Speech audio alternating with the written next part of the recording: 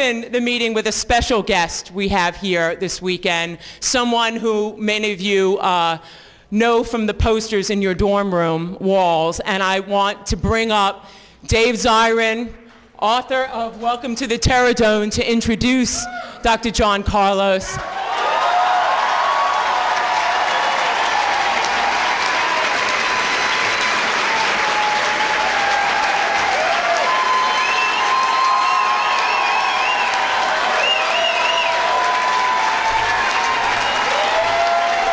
It is worth mentioning of Dave Zirin, he is no slouch in his own right. He was probably best described as for politicos who hate sports and athletes who hate politics. He's your man. He is the only revolutionary sports writer in this country we know of.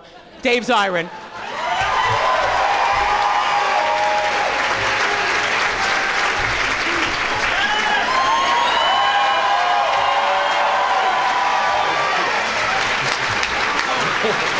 For you. Damn.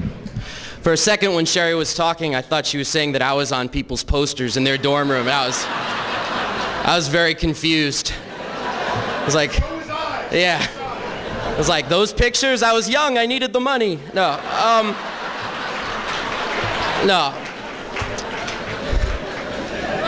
1968.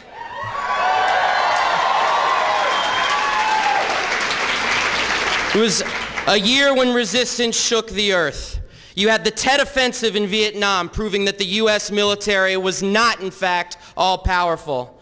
You had the Prague Spring, where Czech students challenged the Stalinist tanks. You had the mass revolts that followed the assassination of Dr. King. And you had the largest general strike in world history in France, all in one year. This year, 1968, also saw Muhammad Ali, banned from boxing, facing 5 years in prison, give 200 speeches on college campuses, 4 speeches a week with one message where he would say, the real enemy of my people is not in Vietnam, it's right here in the United States.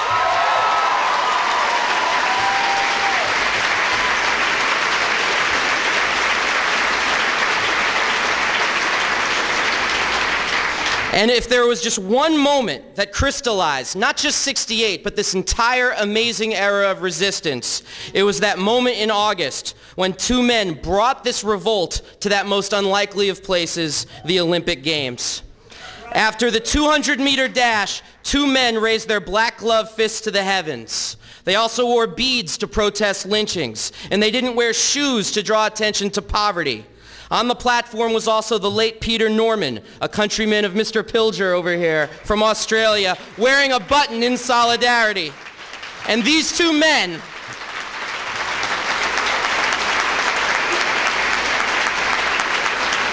that's nice, for Peter died last year.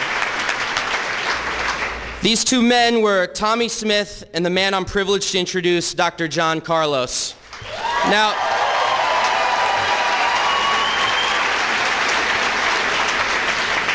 we may know the moment, but it was more than just a moment, it was a movement called the Olympic Project for Human Rights. That's the Olympic Project for Human Rights.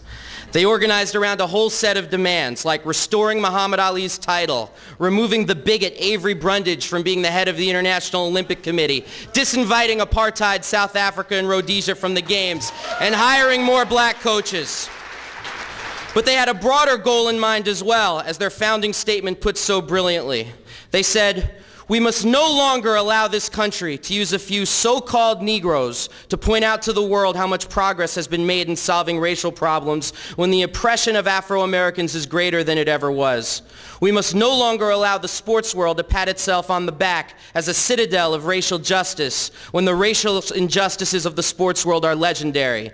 Any black person who allows himself to be used in the above matter gives racists the luxury of resting assured that those black people in the ghettos are there because that is where they want to be.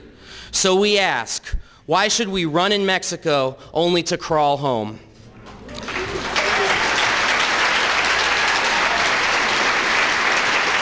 Now,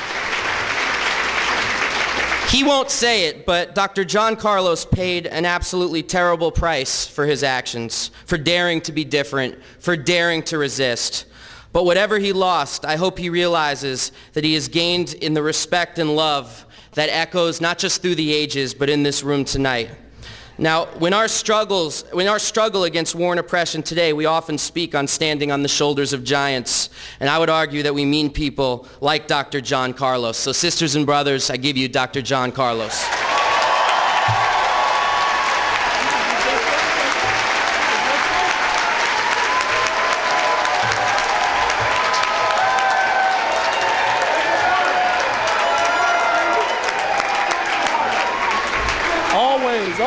Always. Socialism now, socialism yesterday, socialism always.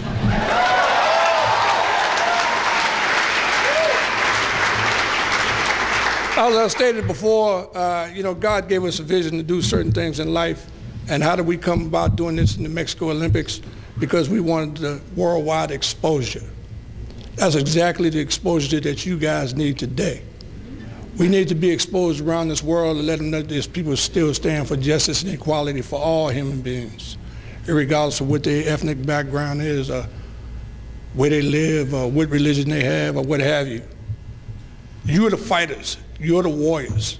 I might be the symbol, but you're the ones that's in the trenches. As I stated earlier today, you guys have to grow. This is a big nation, it's a big world, and even more today than ever before, the world is confused. The only person that can lead them through the fog is you. As you carry this fire, remember this, that there's a bomb called the bomb of education. But how does that bomb get explode? Through the wick, which is you. You will bring the flame to ignite the society in which we live. God bless you and thank you for having me here.